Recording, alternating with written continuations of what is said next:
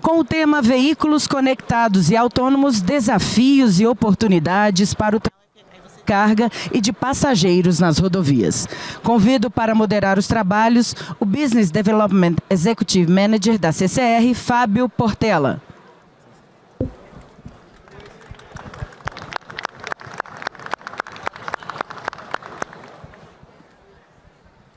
Boa tarde, pessoal. É um desafio, né, no final do dia a gente manter aqui a concentração no nosso painel, mas gostaria de convidar meus amigos aqui que estarão dividindo esse painel comigo. A diretora de mobilidade da TÜV Rheinland, representando a SAE, a Stella Koss, por favor. Gestor de contratos da Artesp, Paulo Pellegrini.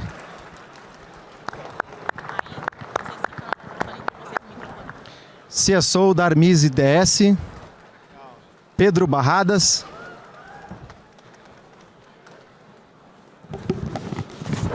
Diretor de Marketing, Vendas e Serviços da Ford, Antônio Baltar Júnior.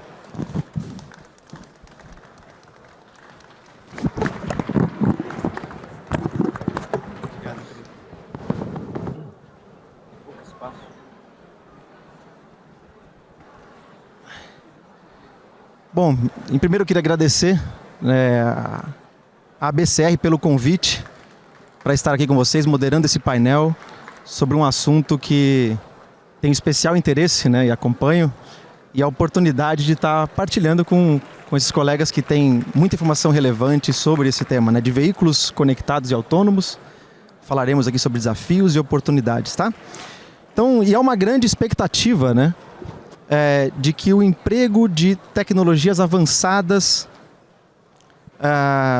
em prol, né, de maior eficiência do transporte, sustentabilidade, segurança e, por que não, né, falar também um pouquinho de conveniência, né, para a experiência do passageiro, aplicado realmente aí aplicando essas tecnologias que a gente venha realmente a viabilizar algo magnífico, né, e realmente transformar, revolucionar, vamos dizer assim, a experiência, né, a jornada do transporte de cargas de passageiros no mundo, né? Mas antes de passar a palavra para cada um dos nossos panelistas, eu queria colocar em contexto, primeiro, quais são os níveis, né, de automação, né, falar um pouquinho dessa taxonomia, sobre os níveis de automação que acabam sendo ali definidos, né, pela SAE, a Sociedade Internacional de Engenheiros Automobilísticos. Então, eles trabalham numa faixa onde eles chamam de nível 0, que esse nível ele não traz nenhum grau de automação. No nível 1, você começa a ter assistência ao condutor, né? E nesse contexto, os veículos presentes aqui, muitos de nós já devem ter experimentado, mas o próprio ACC, né, que te ajuda ali a controlar a velocidade, manter a velocidade, ou o lane keeping, que é um assistente que te ajuda a manter na faixa, são conceitos presentes nesse nível 1 de automação. No nível 2, aí já temos sim um grau de automação de direção parcial, né? Que além dessas funcionalidades do nível 1, ele conta com um sistema avançado de assistência à direção, o ADAS, capaz de assumir a direção, aceleração, frenagem em determinadas condições, tá? Mas ainda é necessário o motorista manter as mãos ali no volante, e os nossos panelistas vão falar um pouco disso também. No nível 3, já uma automação condicional, e aí sim o carro aproveita desses sistemas de assistência e também de inteligência artificial para tomar decisões com base, inclusive, no cenário, né, em mudanças de cenário.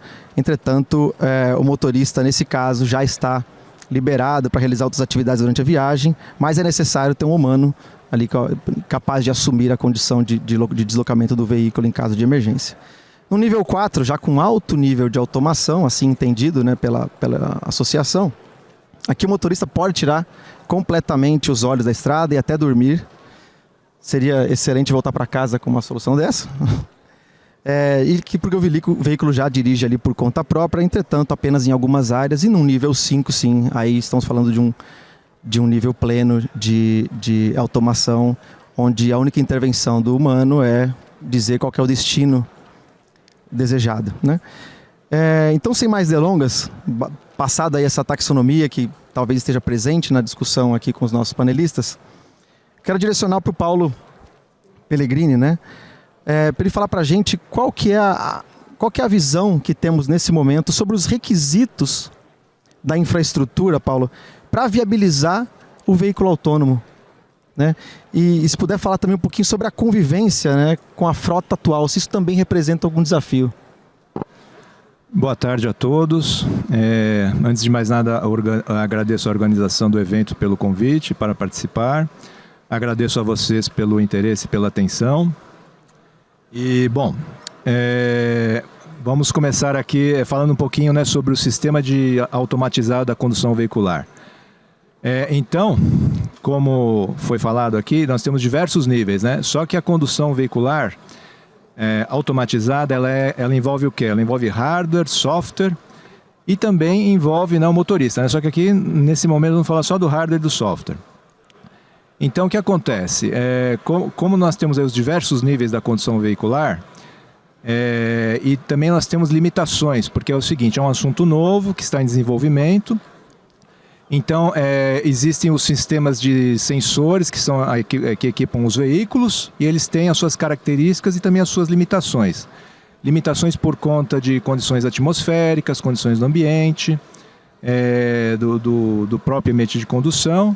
E também nós temos as limitações de software, porque é o seguinte, todas essas informações são levadas para o sistema de condução veicular e ele precisa fazer processamento disso e tomar as ações. Então, existem limitações, tanto de software quanto de hardware. Por conta disso, nos níveis mais básicos, basicamente, como foi falado aqui pelo Portela, o motorista ainda controla o veículo, apesar de ter assistência, né? Nos níveis 0, 1 e 2. O 0 é o convencional, o 1 e o 2 são o controle longitudinal e transversal da trajetória do veículo. A partir do nível 3... começa a haver necessidade de requisitos da infraestrutura viária a serem ofertados para que o sistema da condução automatizada possa atingir os níveis mais elevados, 3, 4 e 5. Então, essa figura aqui exemplifica isso, né? Então, nos níveis básicos, o veículo por si só, com seus recursos, ele consegue da assistência ao motorista. Quando é necessário, além da assistência, eu preciso dos recursos da infraestrutura. Então, aqui é um exemplo, né? Que recursos que a infraestrutura pode ofertar para isso, né? Então, nós vamos ter os recursos dos próprios veículos, vamos ter dispositivos posicionados ao longo da infraestrutura viária que vão coletar as informações do fluxo de tráfego e transmitir essas informações para centrais de gerenciamento de tráfego ou CCO. Lá nessas centrais as informações são processadas, são feitas análises e eventuais recomendações e diretrizes são enviadas de volta para a infraestrutura para isso ser transmitido para os veículos em circulação, né? Então nisso aí a gente observa que existe a necessidade de conectividade, né? Tanto dos veículos com a infraestrutura e também das centrais de gerenciamento /CCO, com os dispositivos ao longo da via que vão captar essas informações do fluxo de tráfego, vão levar para o CCO e depois vão trazer de volta para o fluxo de tráfego. Então, é uma comunicação bidirecional. E, além disso, dentro desse fluxo de informações, a gente pode classificar a infraestrutura de acordo com o grau de suporte que ela oferece para o tráfego. Então, da mesma forma que eu tenho os diversos níveis da condução veicular automatizada, de 0 a 5, eu também tenho a classificação da infraestrutura. Tem os níveis A, B, C, D e E. Então, o nível E, ele seria o que nós temos hoje, que é o sistema viário convencional. Não tem nenhum suporte digital para ofertar para os veículos em circulação, né? O nível D já tem algum suporte. Então, seria como se fosse um mapeamento digital da via, mas é um mapeamento estático. Ele não é interativo. Então, você tem informações sobre acessos, entradas, saídas, sinalização, limite de velocidade, mas tudo isso estático, né? Como se fosse um daqueles guias que a gente tinha antigamente, só que com todas as informações disponibilizadas digitalmente, mas é estático. No nível C, a gente já começa a ter informações dinâmicas. Então, por exemplo, se eu tenho um acidente na pista, se eu tenho um período de obras, se eu tenho uma faixa bloqueada, né? E aí eu vou evoluindo. No nível D, eu já tenho informações, por exemplo, uma frenagem na pista, uma interrupção, um acidente, tudo em tempo real, no nível D. E no nível E eu já tenho situações de alta complexidade, envolvendo também troca de informações entre veículos, no próprio fluxo de tráfego, além da troca com os dispositivos ao longo da via. Então, eu gosto de classificar aqui como se fosse uma cebola, né? Então o E é onde nós estamos hoje e o A é o mais sofisticado, né? Então nós temos aí os intermediários, que são o B, o C e o D. Então, para a gente chegar na condução autônoma plena, a gente precisa ter a via equipada com os recursos, com a infraestrutura digital para proporcionar essa plenitude da condução automatizada. E aqui essa figura, ela busca relacionar o nível da via, a classificação funcional da via, com a infraestrutura digital que ela oferece. Então, por exemplo, como eu falei para vocês, o nível E é o nível atual que nós temos. Então, vamos supor, eu tenho uma rua de bairro. Uma rua de bairro não vai te disponibilizar informações em tempo real, você nem precisa disso. Então, ela é nível E, né? Por exemplo, eu tenho uma rodovia expressa com controle total de acesso. Eu tenho uma rodovia dos Bandeirantes, eu tenho uma rodovia dos Imigrantes, eu tenho uma Ayrton Senna, Carvalho Pinto. Então essa, no nosso cenário de condução automatizada plena, nível 5, nível 4, é nível A. Então você tem todos os dispositivos posicionados ao longo da via, você tem a comunicação com a central, você tem a central analisando esses dados do tráfego, devolvendo, dando recomendações para a circulação. Tudo isso dinâmico. E aí você tem os intermediários, né? Nível B, C. Então, nível B, tem uma rodovia de classe 1, rodovia de pista dupla, né? Então, você já pode ter aí um nível B de infraestrutura digital. E assim vai. Você tem uma via expressa no meio urbano. Você tem uma marginal do Tietê, uma avenida 23 de Maio. Então, você, por exemplo, tem um nível C. E aí vai. Então, isso aqui ele busca relacionar, né? Então, a gente precisa ter também essa consciência, né? Você não vai ter uma condição automatizada plena numa rua, numa cidade interior de bairro, né? Então é isso, né? Tudo tem o seu encaixe. E aqui também, né? na malha viária, né? Então, por exemplo, você tem as vias expressas, as rodovias expressas, então sempre com os níveis de infraestrutura mais elevados, né? Bom, e também tem a questão agora da renovação da frota, né, que é uma das perguntas, né, porque a gente sabe que todos esses são recursos novos, que estão sendo incorporados aos veículos, e também a gente tem a questão do nosso mercado, da nossa frota em circulação, que também ela tem as suas características relacionadas à economia, né, fatores sociais para fazer a renovação. Vou avançar aqui. Então a gente tem essa figura aqui é um gráfico do Brasil, né, que mostra aqui a realidade da nossa renovação da frota. Então, por exemplo, ó, de acordo com esse gráfico aqui, para ter uma renovação de mais ou menos 60% da frota para veículos, eu preciso de 15 anos. Né?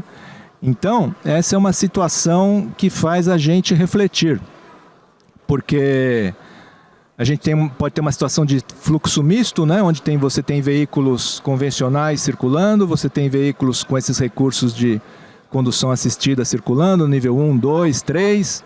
Como é que vai ser essa circulação? Como é que você vai regular isso? Né? Como é que vai ser feito? Né? Então é uma questão importante, aí é um desafio também a ser tratado. Bom, é isso. Legal, Paulo. Obrigado pela visão sobre a infraestrutura, né? Eu queria agora direcionar para o Baltar. Falar um pouquinho, né, sobre você como diretor lá da Ford, né, tem bastante informação sobre no setor automobilístico, né, como é que o veículo, né, está sendo desenvolvido e pelo menos quando a gente fala de veículos conectados, né, que já são realidade, eu vejo que isso em escala já tende a contribuir com aqueles benefícios esperados que nós comentamos, né? Mas e no futuro, os veículos autônomos, né? Qual que é a perspectiva da indústria a este respeito, Baltar? Bom, boa tarde, obrigado Fábio, aqui os colegas dessa mesa aqui. Você cita uma coisa que é muito forte para a Ford, que é a escala, né?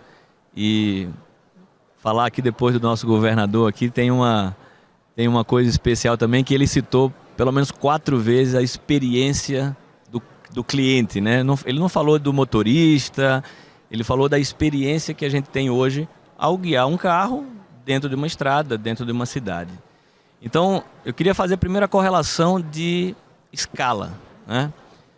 A Ford embarcou nos últimos 10 anos de cabeça no carro conectado. Então, globalmente, a Ford tratou de criar os seus produtos partindo de uma arquitetura elétrico-eletrônica que permitisse uma conectividade. E, num primeiro momento, a busca era ainda assim, eu preciso ter o dado do carro, né?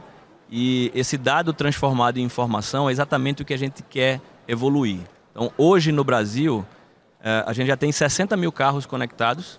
Então, toda a linha de 2019 para frente já é conectada. E o objetivo básico é o carro conectado ele trouxe uma relação completamente diferente com o cliente.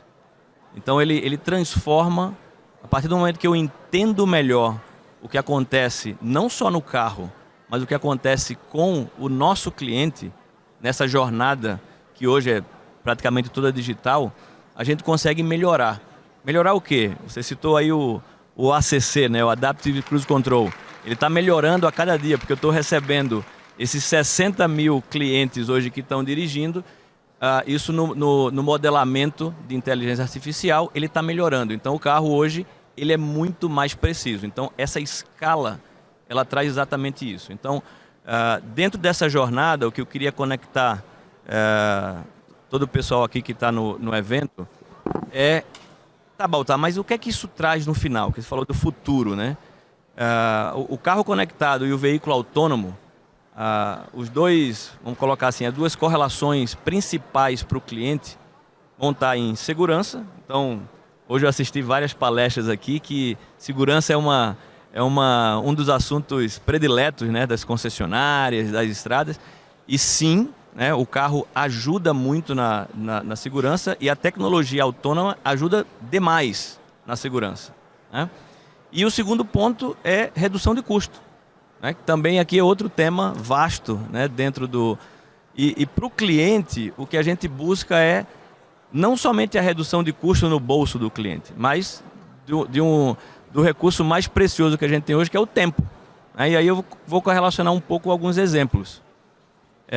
Hoje, um usuário de um carro da Ford conectado, a gente tem um parque circulante não conectado, né? Então a Ford tem milhões de veículos rodando no Brasil, 60 mil conectados, mas quem tem hoje um carro conectado da Ford tem dentro do seu celular, né? Dentro do seu telefone, o app, que é o Ford Pass, onde você começa a trazer as conveniências do carro conectado. Então, por exemplo, hoje a gente tem conectado nesse ecossistema não somente o carro e o cliente, mas o nosso concessionário. Então, o carro, ele hoje te avisa, por exemplo, quando você precisa fazer a tua manutenção. Então, quando você vai fazer a manutenção do teu Ford, o teu carro vai te avisar através de uma notificação. Você vai agendar a data e horário, pode até escolher que a Ford vá buscar o teu carro em casa e traga de volta. E esse ecossistema, ele ajuda em toda a redução da cadeia de tempo e de desperdício, né? A gente fala muito hoje de como a gente tira o desperdício, né? Tirar o waste da nossa vida, né? Então, todo esse ecossistema hoje funciona já no Brasil. E quando a gente pega hoje o benefício, né, pro usuário, trazendo aí um pouco para a questão principal aqui, que é o veículo autônomo, né, simplesmente o carro te ajuda, né? Então, quem pega a estrada, ou aqui mesmo em São Paulo hoje, é comum nos carros e isso está evoluindo, né? Você falou do controle adaptativo de piloto automático, mas ele hoje faz stop and go. Então a gente acabou de lançar a nova Ranger, que ela já vem com stop and go. Então o carro ele anda e para sem você colocar nenhum pé no teu acelerador, no teu freio. Então você está num trânsito, você pode estar com menos tarefas, ele está te ajudando ali naquela tarefa de guiar o carro. E claro, em toda essa cadeia, né, da segurança e da redução de tempo, o que é que a gente consegue hoje? É como se fosse a medicina preventiva, né? O carro conectado, ele tem uma correlação 100% com o que a gente tem hoje na medicina preventiva. Então a gente faz o check-up todo ano, a gente faz os exames médicos, o carro é igual. Então eu consigo me antecipar ao que está acontecendo no carro. Então vou dar outro exemplo prático, né? Inclusive está aqui um dos nossos frotistas, né? Não vou citar o nome, mas esse frotista tem 200 Rangers conosco, né? Já com o carro conectado. E a nossa engenharia recebe todos os dados. A gente tem alguns modos de monitoramento, eles são preventivos. Ele começa a ver e fala, peraí, tem uma população aqui que não está com o funcionamento que deveria estar. Então a gente percebeu antecipadamente, o cliente não percebeu nada, tá? Absolutamente nada. A nossa engenharia capturou que tinham 10 veículos dessa frota que não atingiam uma temperatura, não atingiam um regime de funcionamento do carro por conta da rota que ele fazia. O motorista ele tinha que acordar muito cedo, dirigir pouco, parar o carro em idle, né, o carro ligado sem andar, e o carro, por esse regime aqui, ele não atingia uma temperatura ideal, né, de queima, etc. Então o que a gente fez? A gente contactou ele preventivamente, a gente ligou para esse frotista e falou, olha, precisamos investigar aqui um carro teu, pegamos um carro desse, fizemos análise no nosso campo de prova aqui em Tatuí, e onde é que isso chega? Eu soltei uma calibração nova, né? Porque esse cliente ele tinha uma característica de uso que eu precisava fazer uma calibração diferente para ele. Então, se antecipar, né, é o nome do jogo também. E aí também tem uma deixa que tá bom, Baltar, mas como é que cria escala, né? Voltando para o teu ponto. A Ford ela tem essa linha muito clara de acelerar a adoção. Então, diferente de alguns competidores da Ford, a gente não cobra, tá? Por essa telemetria, por esse sistema, por esse serviço, pelo app, seja frotista ou seja cliente final, cliente de varejo, que a gente chama, exatamente porque a cadeia de valor ela vai se pagar no todo e não na mensalidade que ele está pagando por aquele app no celular dele. Então a gente tem esse serviço gratuito oferecido, exatamente para que a gente possa acelerar essa adoção. Por quê? Porque eu também ganho. Então, outro exemplo prático. Normal a inspeção de qualidade nos portos, nos pátios, né? Eu hoje tirei isso do meu custo. Porque se eu tenho o carro conectado, eu sei o nível de bateria dele, se o pneu está cheio ou não está. Então, qualquer inspeção hoje, eu faço a inspeção precisa naquele chassi. Então, se o meu sistema pega que eu tenho 10 carros que chegaram no porto e estão com a bateria descarregada ou com a bateria, eu vou em cima daqueles 10 carros. Eu não preciso fazer a inspeção de todo o pátio. Então, eu também reduzo o meu custo. Então, essa cadeia, ela se prova que com o carro conectado, com as automações, com esse carro te ajudando, essa cadeia ela toda ela vai funcionar melhor. E para frente, né, que foi a tua última pergunta, é o over the air. A gente Paulo falou bem aqui de infraestrutura, né, falou de 5G, falou de... o que acontece para frente é que o carro ele vai se atualizar. Ele não vai precisar ir para um concessionário para se atualizar. Ele vai fazer isso na casa do cliente, conectado. Ele vai poder receber as atualizações. Então, a Ranger, né, a nova Ranger que a gente acabou de lançar, é a primeira picape da América do Sul que já vem equipada com o modem e com toda a infraestrutura eletrônica que pode fazer o over the air. Então, qualquer atualização nesse produto, eu posso mandar para o cliente diretamente com o carro dele conectado. Então, essa é um pouco da visão da Ford. Não, excelente, Baltar. Bom, falamos um pouco de infraestrutura, falamos um pouco do veículo. Queria pedir para a Estela, né, que ela falasse um pouquinho aí sobre os desafios, né, em se homologar um veículo para poder circular, né, com essa tecnologia, ou mesmo a própria infraestrutura, né? Então tem alguns aspectos a serem endereçados ainda, né, Estela? Sim, na verdade é muito curioso, né? Porque os colegas aqui mencionaram coisas que são super importantes no processo de homologação. É claro que eu vou descrever um pouquinho o processo de homologação, mas antes da gente entrar nisso, a gente tem que pensar e focar na questão da segurança, né? Tudo gira em torno da segurança. E a questão da segurança é importante, principalmente porque quem é usuário de uma nova tecnologia, o principal fator é quem é que está assegurando que vai funcionar. Quem é que realmente vai garantir que tudo isso funcione? Porque a gente está falando de infraestrutura, a gente está falando de veículos altamente tecnológicos, a gente está falando de conectividade, a gente está falando de diferentes níveis, né, de veículos. O Paulo falou bem, né? Veículos automatizados. Eu não sei se vocês repararam que ele usou esse termo muitas vezes, né? A gente está falando aqui no painel de veículos autônomos. E daí? Qual é a diferença do veículo automatizado para o veículo autônomo? Na verdade, muita gente acha que isso é uma coisa do futuro. Não é uma coisa do futuro, já está acontecendo agora, já é nossa realidade. E como é que a gente está preparado para isso, né? No ambiente de homologação, que é o ambiente basicamente que eu atuo, a gente está bastante avançado nisso, né? Então a primeira coisa que eu queria destacar para vocês é que existe no Fórum Internacional Mundial, né, para a harmonização de legislação relacionada com a parte veicular, a gente se dedica, tem grupos de trabalho, que é o WP29, né? E por trás do WP29 tem 2 acordos mundiais. O primeiro, que é de 1958, que abrange basicamente a Europa, e tem um que é de 1998, que inclui mais de 60 países de diferentes regiões. Então a gente não está falando só da Europa, quando a gente fala desse grupo de harmonização, né, que se refere à regulamentação e buscando cenários, né, melhorar a questão da segurança e aplicação do ponto de vista automotivo. Então, falando sobre isso, esse grupo de trabalho que está dedicado a melhorar, ele tem um grupo específico que se dedica ao desenvolvimento do que são os veículos conectados e também os veículos autônomos e também os veículos que a gente chama de automatizados. Por quê? Porque os veículos automatizados estão aí. A gente aqui no Brasil tem uma quantidade enorme de veículos automatizados, o Baltar mencionou isso, a Ford está com um nível altíssimo aí de tecnologia nos seus veículos, com vários sistemas que a gente conhece.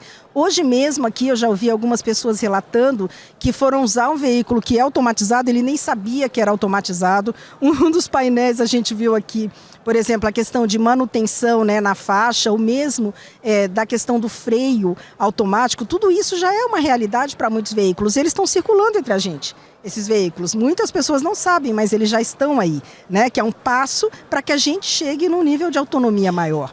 Já existe, na verdade, a homologação de veículos autônomos, e eu vou falar aqui especificamente da Alemanha, né, que é a origem da sede da minha empresa. Nós fomos a primeira empresa a fazer a homologação de um veículo autônomo na Alemanha. A gente se orgulha muito disso, mas isso tem grandes desafios, né? E como é que isso acontece, né? Que desafios a gente tem? O primeiro desafio é que até então o processo de homologação ele era muito focado no veículo. Então era na técnica, nos sistemas, nos subsistemas, o que está dentro do veículo. Um veículo autônomo, um veículo conectado ou um veículo automatizado, ele requer um processo de homologação mais complexo. E esse processo de homologação, que foi sugerido por esse grupo de trabalho para o WP29, que é quem trabalha essa harmonização toda da regulamentação, esse processo ele é baseado em 5 pilares. Que pilares são esses, né? O primeiro pilar, ele fala basicamente do entendimento dos sistemas, do conhecimento desses sistemas autônomos ou automatizados e testes de simulação. Então isso é uma coisa muito de engenharia, a gente está cada vez mais trabalhando com simulação nessa área. E é uma parte que que os engenheiros estão desenvolvendo e testando. O segundo pilar que a gente fala é um pilar, entre essa fase, a primeira fase, que é a fase de engenharia de simulação, tem uma coisa muito importante aí, que é totalmente diferente e inovadora, que é o que a gente chama de desenho de cenários. O desenho de cenários, ele vem a partir de uma coisa que a gente chama de ODD, que é justamente o entendimento operacional de como esse veículo vai atuar.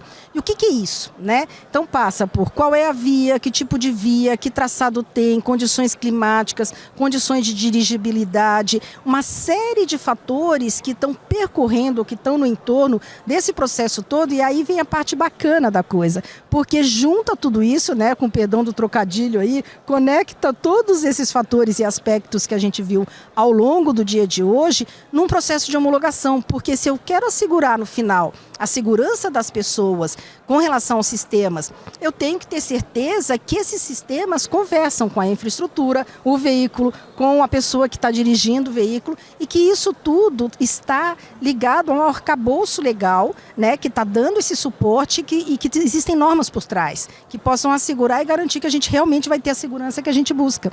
Porque eu até ouvi de alguns colegas na Alemanha, na última vez que a gente esteve lá, que um desses fóruns, o pessoal estava discutindo, você colocaria o seu filho de 7 anos num veículo autônomo para ir para a escola?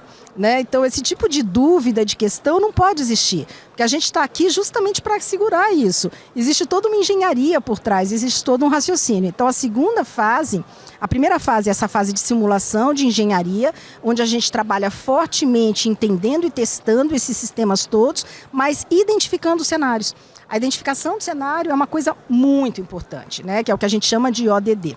Uma vez identificado esse cenário, a gente tem que trabalhar num ambiente de teste. Então, a gente saiu de uma parte de simulação, de modelamento matemático e vai para uma parte mais prática. Essa parte prática, ela requer o quê? Ela requer uma pista de teste. Essa pista de teste, ela tem que estar preparada para a gente simular situações limite do veículo, né? E até além dele. E essa situação limite, ela não se refere só ao funcionamento básico do veículo que a gente está acostumado. Ela também testa as condições, todas essas outras condições adversas que eu falei agora. Então, qual é o tipo de traçado, qual é a condição adversa climática que pode estar acontecendo, condições de carga. E quando eu estou me referindo a veículo, eu estou falando não só de veículos de passageiros, os veículos leves. Eu estou me referindo também aos veículos de carga, que a gente tem um contingente enorme no nosso país, né, de uso de caminhões. Não tem como negar, né? O transporte de carga através de caminhões desse modal é super importante aqui. E a gente tem traçados particulares nas nossas vias, né? O pessoal tem, com certeza, muita gente aqui que entende muito bem isso que eu estou falando, né? A gente tem aqui alguns desafios com relação aos traçados e a condição muito específica que a gente tem dos nossos, principalmente dos nossos caminhões, porque nós temos condições bastante particulares no país, né, com relação a tamanho, a dimensões, num traçado que é diferenciado. Então, dentro desse contexto, o teste, numa pista de teste, é o que a gente chama de ambiente controlado. E nesse ambiente controlado, eu deveria fazer o quê? Simular situações limite. Porque aqui eu vou checar, por exemplo, a questão de conectividade. Eu posso ter uma rede privada, eu posso ter uma rede pública, posso ter mudança de uma rede para outra rede. E aí, o veículo continua com as suas funções e com acesso às informações que são necessárias? Tudo isso eu tenho que testar, mas eu vou testar num ambiente que é controlado, que é o ambiente da pista de teste. O terceiro ponto importante aqui desse processo de homologação que foi proposto aqui pelo grupo de trabalho dentro do WP29, ele está relacionado basicamente com a terceira etapa teste real. Então, depois que eu testei numa condição de simulação matemática de engenharia, fui para uma segunda etapa, que é uma etapa de teste, numa pista de teste, que é um ambiente controlado, agora eu vou para o teste real. E no teste real, é claro, de novo, eu vou me deparar com todas essas situações que a gente falou anteriormente. Eu queria destacar um pouco o que o Paulo falou, voltar um pouquinho, porque eu vou repetir esses cenários em diferentes etapas. Então, eu tenho que demonstrar que essas etapas de teste estão todas elas interconectadas. Mas como é que eu defino esses cenários? Né? Ao longo do dia de hoje, a gente viu várias coisas muito interessantes aqui. Para definir um cenário, eu conto hoje, a gente acabou de ver no painel na parte da manhã, né, todo o trabalho que a Polícia Federal tem de fazer o levantamento da estatística de onde estão os maiores acidentes, a maior incidência, quais são os motivos principais. Essa estatística entra na análise para eu já definir um cenário. Além dessa situação, toda a classificação que o Paulo comentou aqui também é importante, porque eu tenho que saber se um veículo que é automatizado ou autônomo, se ele tem condições de operar adequadamente, ou pelo menos com relação ao que ele se propõe, com essas diferentes condições que a gente falou agora. Então, basicamente, as 3 primeiras situações são simulação matemática, de engenharia, a segunda é de teste em pista, com ambiente controlado, e o terceiro deles são o que a gente chama de teste de vida real, que são nas estradas e nas vias. Eu queria adicionar ainda mais um fator aqui, que é o seguinte: existem as vias, e aí eu acho que o Portela pode falar bem sobre isso, que são uso misto, né? Quantas vezes a gente está em algumas vias ou algumas rodovias aqui e a gente percebe que ela tem uma característica de cidade e não de rodovia, né? Então isso também é mais uma coisa a ser considerada dentro da simulação dos cenários que são necessários. Bom, eu falei das 3 partes, iniciais, né, no processo de homologação. E a quarta, ela é bastante interessante porque ela se dedica basicamente, ou seja, nós que trabalhamos no processo de homologação como especialistas na questão de homologação em veículos, ela se dedica à análise funcional e de segurança. Então, o temor que existe, se há uma análise, se essa análise é real, se ela identificou todos os potenciais riscos, cabe a nós checar, nessa etapa 4 do processo de homologação, se eles foram de fato identificados. Mas não se eles forem identificados só no momento do desenvolvimento de engenharia, mas se eles são continuamente retroalimentados através de informações e de todas essas estatísticas que nós comentamos. Então, quando o Baltar comenta que ele tem os veículos da Ford conectados e que ele tem dados, estatísticas e que ele tem informação, essa informação é muito rica porque ela proporciona o quê? Condições de melhoria no próprio projeto, na engenharia dos veículos que estão sendo comercializados. Isso, na verdade, não é só importante, como é o último item do processo de homologação. É justamente o sistema que a gente tem, que é o sistema inteligente, que faz a necessidade de ter um sistema inteligente que faz um monitoramento, basicamente, das condições de aplicação desses sistemas autônomos ou do sistema que a gente chama de automatizado, e essa informação tem que ser reportada, ela tem que ser retroalimentada. E nós, como empresa que trabalha no processo de homologação, a gente tem que checar se de fato os desenvolvedores, né, os fabricantes, estão levando isso em consideração para melhorar os seus veículos continuamente. Então, todo esse sistema completo, ele é extremamente complexo, né, mas ele é muito inteligente, muito avançado com relação aos modelos que a gente tinha no passado. Porque agora o meu foco não é só o veículo. O foco é unir tudo isso que a gente discutiu no dia de hoje, né? Eu até fico feliz que a gente esteja fechando aqui o painel com esse tema, porque muitos de vocês tiveram a oportunidade de acompanhar ao longo do dia, né? Tudo isso que a gente está falando agora. E talvez alguns de vocês estavam com um ponto de interrogação na cabeça pensando, tá, mas e como é que eu vou juntar as coisas, né? Eu vou juntar através da homologação, do processo de confirmação de que realmente tudo isso está funcionando ou vai funcionar, né? Então, eu queria também destacar aqui a questão importante que a gente fala de todas essas etapas do processo, que ao fazer todos esses testes, a riqueza de informação que a gente tem é muito grande. Então, a gente aprende muito, né, com relação à experiência do usuário, que o Baltar comentou muito, né, acho que foi repetido isso aqui várias vezes, com a experiência do usuário, com a maneira como ele dirige. Aqui no Brasil a gente tem condições bastante particulares e eu queria destacar isso com vocês, porque a gente está acostumado com um processo estático, né, de avaliação de homologação. Isso é tão bacana e é tão vivo que, na verdade, mesmo quem pretende exportar veículos para o nosso país e já está fazendo teste, a condição real do país ela é super importante, porque a gente não tem lugares em outros países com as características que a gente tem aqui. Quando a gente olha São Paulo, a gente tem motoqueiro transitando para todo lado, né? Todo mundo dirige aqui ou usa algum transporte público e sabe que a condição que a gente tem aqui é muito particular, né? Muito especial. Então, toda essa particularidade, ela é importante de se levar em consideração, e a gente tem que ter a capacidade de checar tudo isso nesse processo de homologação.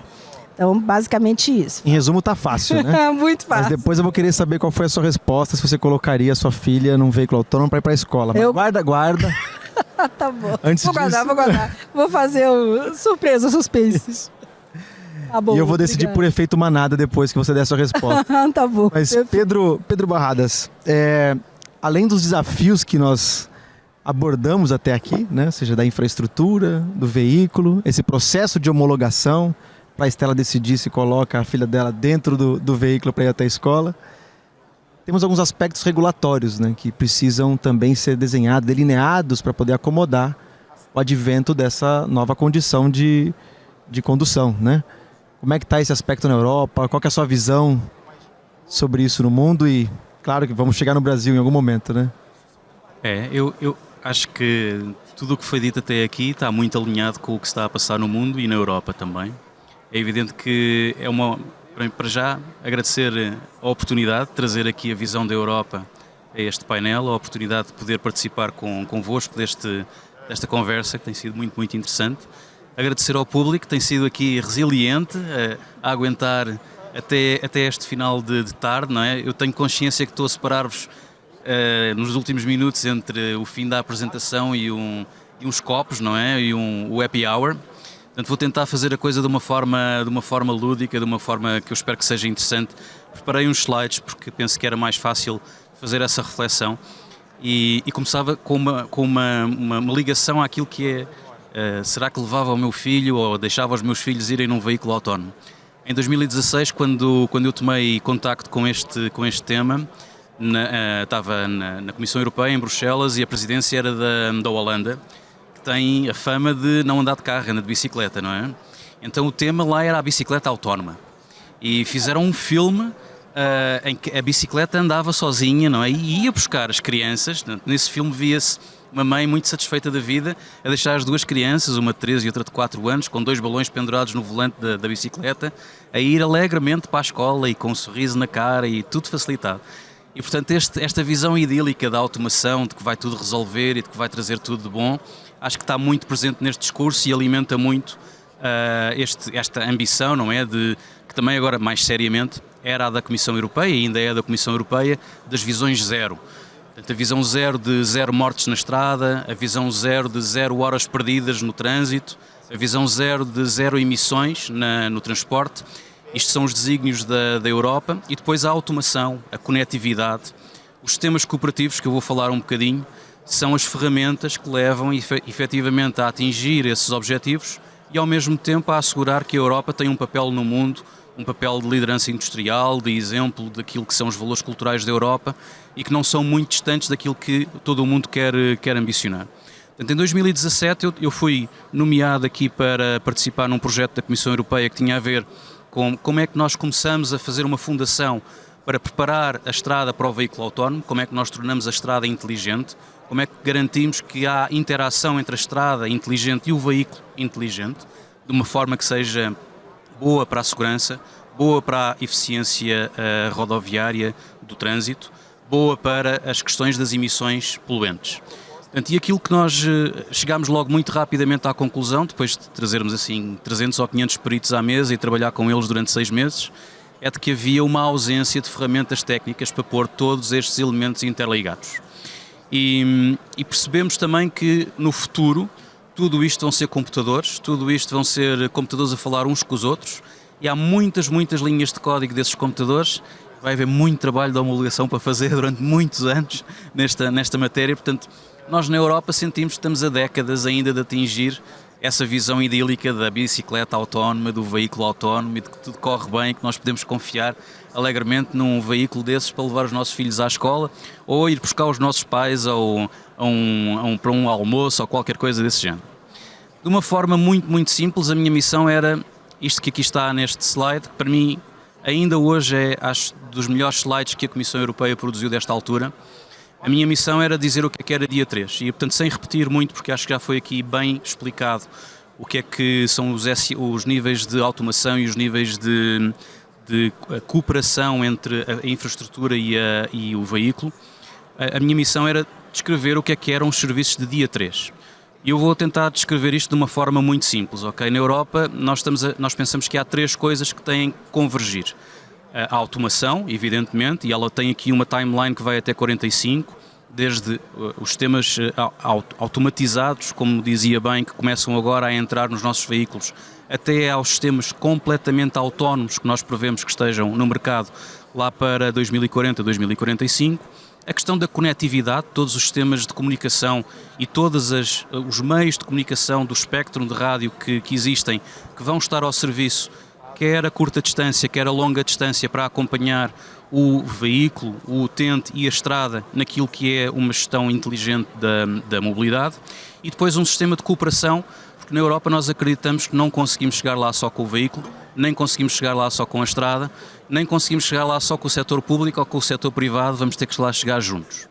Então, de uma forma muito simples, os sistemas cooperativos no dia 1 basicamente dizem uma coisa, não é? Eu estou a dizer, eu estou aqui, dou a minha posição, eu vou para ali a esta velocidade, portanto dou a minha direção, a minha velocidade e a minha posição em cada momento. Isto é o que é o dia 1, que já hoje está na estrada, em várias marcas de veículos automóveis, a mais conhecida, a Volkswagen, que tem exatamente estes serviços embarcados de dia 1. Dia 2 é eu, para lá daquilo que é o meu horizonte de vista, ou seja, para lá daquilo que é a minha distância ao outro veículo, consigo partilhar aquilo que os meus sensores do meu veículo estão a captar. Um veículo parado na estrada, um banco de nevoeiro, uma chuva forte que se avizinha, eu consigo transmitir essa informação para trás a 2 km, para uma distância que o veículo ainda não sabe que vai encontrar aquele obstáculo, e garantir que ele tem acesso a essa informação e se prepara de uma forma mais cautelosa para atravessar aquelas condições ou aquele obstáculo que se encontra na estrada. O dia 3 é quando eu sei para onde é que vou, sei a que velocidade me dirijo, me vou cruzar com outro veículo e então partilho as minhas intenções. Eu vou para ali e tu vais para aqui, ok, quem é que passa primeiro? E o dia 4 é o tal cenário idílico, ok? E nós pensámos muito que durante muito tempo isto ia ser um sistema centralizado, portanto que a cooperação ia surgir de uma forma espontânea. Bem, estávamos muito enganados quando chegámos ao final da discussão e chegámos à conclusão que tudo isto vai ser descentralizado, tudo isto vai ser negociado e tudo isto tem que ser orquestrado. Portanto, aquele dia 3 fizemos um rebranding, vai ser, as manobras não são só partilhadas, elas são negociadas. Um exemplo prático, não é? A gente chega os dois a uma porta, quem é que passa primeiro? Lá está o algoritmo que é preciso descrever, lá está o código que é preciso introduzir no computador e as regras que vão ser precisas criar para que efetivamente possamos passar os dois ordenadamente, com alguma lógica, pela porta e em segurança, e que isso seja eficaz e eficiente para quem está a fazer esse percurso. O dia 4 é todos em simultâneo, de uma forma centralizada e descentralizada, a curta e a longa distância, orquestrados para o melhor efeito possível da mobilidade em termos de segurança, eficiência e emissões. E começámos então a testar alguns destes cenários e alguns casos práticos. Começámos em autoestradas e aqui a Europa tem uma coisa que se chama triálogos. Nós falamos com a região asiática e falamos com a região dos Estados Unidos e aqui sinceramente ninguém tem uma bússola para dizer o nosso caminho é por ali. Há N opções e é difícil dizer quem é que está à frente e quem é que está atrás. Há muitas maneiras de abordar o tema.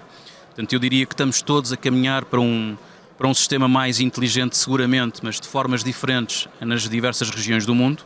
E aqui foi um colega meu norte-americano que chegou exatamente ao mesmo termo que nós, negociação de manobras de dia 3, que era o Taylor Locrane, que trabalha na SAE, e já lá vamos chegar daqui a pouco, e que começou a partilhar alguns destes exemplos connosco, do vehicle platooning, de harmonização de velocidades, do balanceamento do número de veículos por pista nas autoestradas. São manobras cooperativas, apoiadas, algumas a longa distância pela infraestrutura inteligente, ali representada a amarelo, e outras diretamente só negociadas as manobras de veículo para veículo, aqui representadas a azul. Ok, vamos para um nível acrescido de complexidade, um nó mais complicado, um nó rápido. Como é que se faz a convergência e divergência a alta velocidade num ramo de saída e entrada de uma autoestrada? E são manobras cada vez mais complicadas, em que a latência da comunicação é crítica, em que a segurança e o cálculo dos algoritmos é crítico, em que a partilha de informação sobre a velocidade e a direção para onde eu me estou a dirigir é crítico, e as velocidades de computação para evitar que haja um acidente também vão ser críticas. Mais um nível de complexidade, entramos no meio urbano e então a complexidade explode, não é? Temos estacionamento, temos peões, temos bicicletas autónomas no futuro, vamos ter transporte público, vamos ter priorização de alguns percursos na cidade, vamos ter muitos eventos na cidade que nos vão criar muitas dificuldades. As tais exceções são a regra do nosso dia-a-dia, que vão trazer muitas dificuldades de gestão de tráfego e estes sistemas têm que se adaptar efetivamente para apoiar o utilizador. Uma coisa que parece simples, uma rotunda. Vocês não imaginam a complexidade que é necessária para atacar uma rotunda com um veículo autónomo. E fazer isto a tempo real, em condições mistas, em que temos, e vamos ter durante muitos anos, condutores com carros normais e condutores com carros autónomos, com diferentes níveis de automação. Este é um daqueles cenários que tem que ser simulado, testado, validado, homologado, com muita calma e que vai ser, de facto, muito ambicioso se lá chegarmos. Concluindo aqui a minha apresentação nos próximos 2 slides, aquela linearidade de automação que foi demonstrada aqui no colega da Artesp transformou-se numa matriz, uma matriz que então tem os 5 níveis de automação para o veículo e tem as tais 4 classes, 5 classes para a inteligência da infraestrutura. E, portanto, a negociação foi sempre um termo muito desconfortável para a Comissão Europeia, o jargão da Comissão Europeia. Negociação é uma coisa muito estranha e diziam muitas vezes: Pedro, mas tens certeza que é negociação? Negociação é um termo que a gente não se sente confortável a usar. E então, depois de algumas discussões com os nossos colegas norte-americanos, lá chegámos aqui a um tema mais simpático, que é este classe C, que vocês veem aqui em baixo, que é Let's do this together. Em vez de ser mais do que partilhar, é vamos cooperar, vamos fazer isto em conjunto. E o nível 4 é eu vou à frente, eu vou tomar a dianteira daquilo que vou fazer, vou partilhar contigo a informação que tenho para que possas acompanhar-me. Então, coisas como um platooning de veículos a atravessar uma zona de trabalhos pode começar a ser uma realidade, basta o primeiro chegar a essa zona de trabalhos para pedir o acoplamento dos seguintes e aí atravessarem em segurança aquela zona que está obstruída com trabalhos. Tem-se feito muito trabalho também de simulação com Living Labs e com as várias regiões do mundo nesta matéria. Trabalhamos muito com o Joint Research Center em Itália, da Comissão Europeia, e trabalhamos muito com os centros de investigação também nos Estados Unidos. E aqui há uma mistura entre aquilo que é as provas, as pistas de teste reais, que são divididas entre ambiente digital e ambiente real, com veículos reais e outros digitais, e em que, em condições de segurança, diferentes marcas da indústria automóvel, diferentes marcas de produtores de roadside units que comunicam com a tal, que fazem a estrada mais inteligente e podem interagir e comunicar com os veículos, vêm testar estes serviços do futuro. O que é interessante dizer, só para rematar? Este trabalho deu frutos. Vai marcar o programa de trabalhos da próxima presidência europeia entre 2023 e 2027. Isto vai se tornar uma realidade na Europa, portanto há uma conjunção entre o veículo, a indústria automóvel, a indústria das concessionárias, das rodovias, das estradas inteligentes, que tem que se preparar, e muitos dos use cases que vão ser já começados, do ponto de vista regulamentar, a ser postos em cima da mesa, são alguns destes exemplos que eu vos trago aqui. A mudança de faixa cooperativa, as tais convergências e divergências cooperativas de vias, um acesso regulado a determinadas áreas das cidades, cooperativo e também em autopistas, o estacionamento cooperativo, que é uma área onde se tem ganhos eficazes na redução do congestionamento e das emissões no final e no início de cada viagem, e mais, promovem a transferência modal, a intermodalidade. A ligação dos semáforos, os semáforos vão se tornar cada vez mais inteligentes, mais adaptativos, responsivos diretamente a diferentes tipos de veículos, sejam de frete, sejam de passageiros, para dar prioridade a determinados corredores em determinadas circunstâncias. E os transportes públicos e os veículos de emergência são aqueles que vão ganhar maior prioridade. Neste princípio, são os use cases que chegámos à conclusão que têm maior capacidade de teste já no curto prazo, e também a travessia cooperativa de interseções e cruzamentos com diferentes tipos de veículos, bicicletas, peões, scooters, skates, que também existe na Europa. Aquilo anda tudo na estrada, a estrada é um espaço completamente aberto na Europa para se circular, é preciso ter muita paciência. E o peão tem sempre razão, não vale a pena apitar, não vale a pena fazer nada, ele tem que tranquilamente chegar ao seu local e o carro tem que sossegar e esperar. E acreditamos que os sistemas cooperativos podem também vir a ajudar nesta matéria, garantindo melhores condições de segurança para os peões e maior eficácia para a mobilidade. E no fundo era isto que queria partilhar convosco. Obrigado pela vossa atenção e estoicismo de aguentar até tão tarde aqui connosco. Muito obrigado. Excelentes pontos trazidos, Pedro. Nós falamos da experiência, né, do cliente, falamos da capacidade dos veículos, ou seja, o ponto em que estamos, inclusive com o aproveitamento, né, da vida útil remanescente de peças e partes que se torna possível a partir da conectividade. Falamos das necessidades de teste, né, de homologação disso, requisitos da infraestrutura. Quando a gente está num extremo desse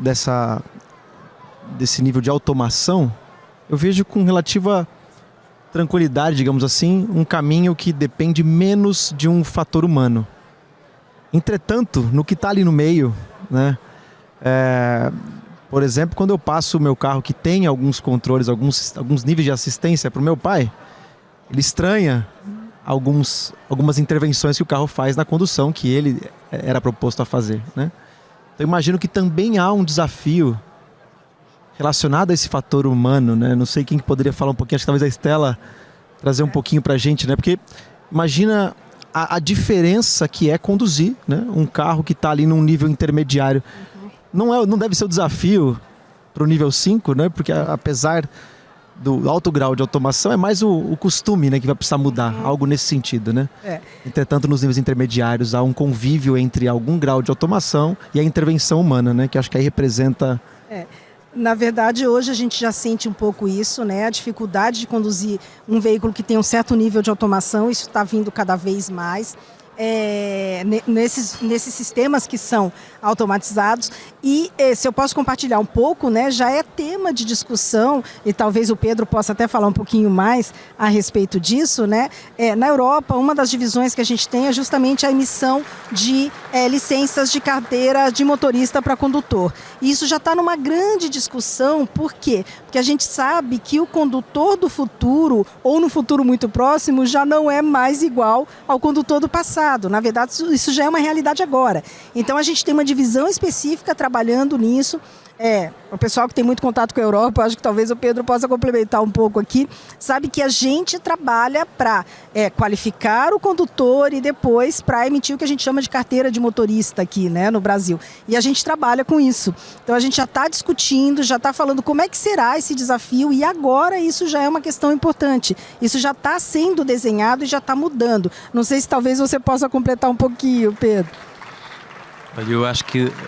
Vou partilhar uma piada só. Eu há pouco tempo o meu carro é automático, ok? Não tem mudanças, mas conduzi um carro que tinha mudanças e estava atento a isso. Agora, só que o carro parecia que não andava. Queria tirar o carro do estacionamento. Eu ainda não sou idoso, lá caminho, mas ainda não sou. Então estava a tentar tirar o carro do estacionamento e aquilo não... Eu dizia, bolas, isto... A pessoa habitua-se rapidamente ao que é automático e depois encontra um carro manual e isto não anda. O problema não era nas mudanças, eu esqueci-me de tirar o travão de mão, ok? Portanto, eu acho que esta questão de adaptação da idade aos sistemas vai dar muito que falar. É evidente que nós sabemos que perdemos capacidades de visão à medida que vamos envelhecendo. A reação da nossa retina, sobretudo naquelas horas de transição do pôr do sol e do nascer do sol, quanto mais velhos somos, mais dificuldade vamos ter de adaptar. Eu tenho um pai que tem 84 anos, ele vai-me visitar ao Porto, são 300 km de distância. Pai, não é melhor vir de comboio? Não, ele vai ali, parece o Sr. Magune, não é? Com os óculos e tal, devagarinho, eu a rezar para que ele chegue inteiro. Eu espero, de facto, que os sistemas de automação venham e ajudem, não é? É evidente que vamos começar a ser mais rígidos e menos liberais, e aí a parte da resposta na Europa, a liberdade de circulação vai começar a ser cada vez mais restrita para determinadas idades, ou é à conta dos sistemas cooperativos e autónomos que efetivamente garantem a segurança e o apoio à condução desse tipo de pessoas, mas o facto de poder estar sob o efeito estupefacientes, sob o efeito do álcool, sob o efeito de medicamentos, vai começar a entrar como, às vezes até é possível ligar o veículo e poder estar acessível para eu poder conduzir. Esses dados biométricos vão começar a entrar dentro dos veículos e os veículos vão começar a dizer não, é melhor chamares outra pessoa ou é melhor ficares aqui porque não estás em condições de conduzir. Portanto, eu acho que vai ser cada vez mais difícil, à medida que vamos envelhecendo, ter essa capacidade tão democratizada como existe hoje, acho que vai ser mais restrito. Excelente. A gente está caminhando aqui para o final do nosso painel, e realmente há um futuro onde os veículos autônomos têm espaço para contribuir demais, né? Ou seja, revolucionar a forma como transportamos as pessoas, né? A pessoa poder ir dormindo dentro de um veículo, né? E parar de fazer isso no nível 0, né? Já vai ser um grande ganho em termos de segurança. Então, quero agradecer mais uma vez, uma honra dividir esse painel com vocês e manteremos contato, né? O prazer foi Obrigado, meu, foi nosso. Foi nosso. Prazer.